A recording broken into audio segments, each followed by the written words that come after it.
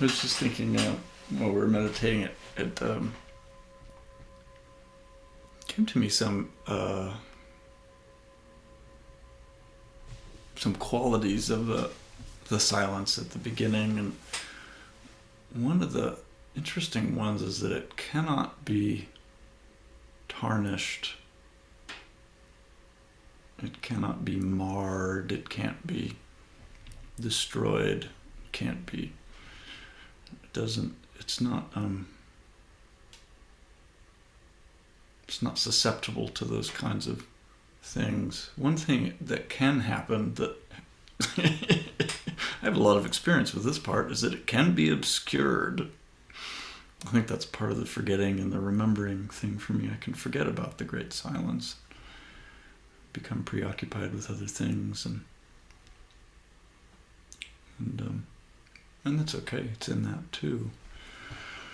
Also can't be taken away, can't be given or taken. So if you think maybe you're going to get it from someone, or that you're going to give it to somebody else, well, if you have it, it's yours. That's the thing, right? It's kind of nice to talk about it without thinking that I can give it to you or something. That's like a whole thing about, well, I'm a teacher and I'm going to get people enlightened or something. Like, that's where the trouble begins, really, that I think that there's a me who thinks it has something that other people don't have. And that's the other thing, you've always had it. It's always had you. It's always, what is it, Yanto says, don't you know the family treasure doesn't come in through the gate?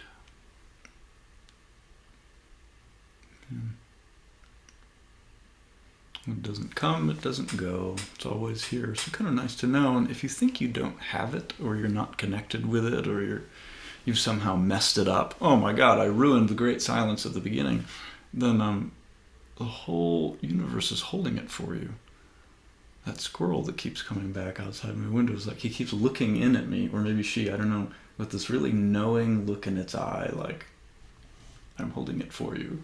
And the trees hold it for us, other people hold it for us.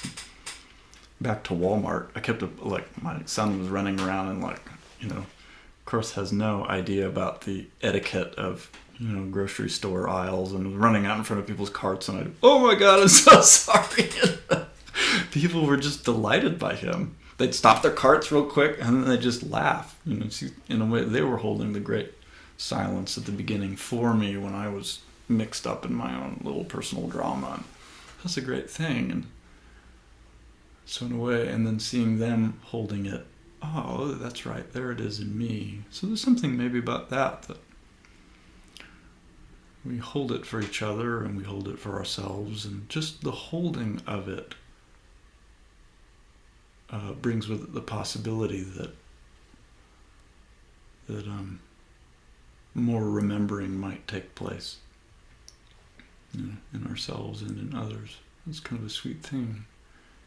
And also, I noticed while we were meditating, all kinds of cliches, like Zen cliches, were coming up in my mind, which is kind of interesting. I feel like I don't live with Zen cliches that much, but they're like, it's immutable, it cannot be created or destroyed, you cannot, it's kind of fun because it's true, like, there it is.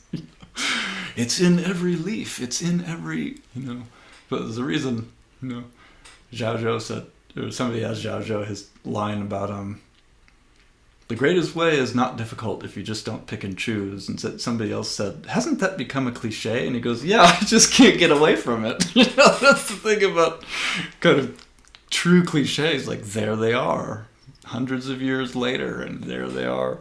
So then here's from the Tao Te Ching.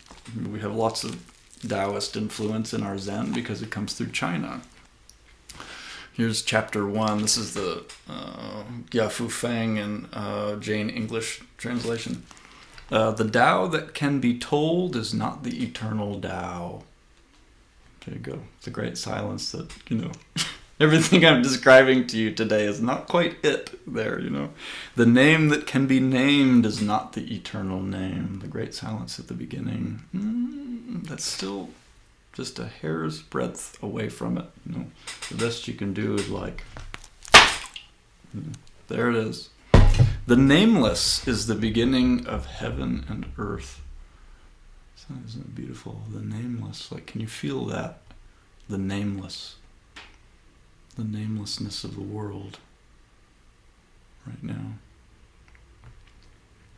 It's the beginning of heaven and earth. The named is the mother of 10,000 things. You've got bowls and water bottles and fidget toys and all the 10,000 things.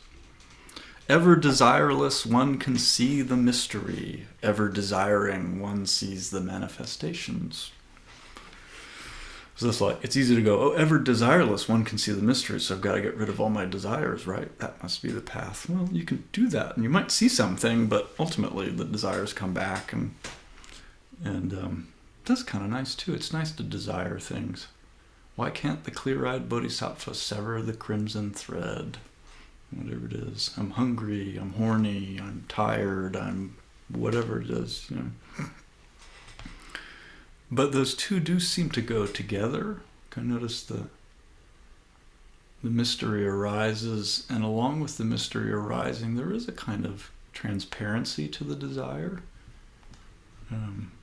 There's not that clinginess about it that, oh my God, I've got to have whatever it is I think I have. And they can be part of the mystery. That's the thing. The desire. Where does it... Here's a call on for you. Where do desires come from? There you go. Sit with that for 100 years and let me know what you come up with.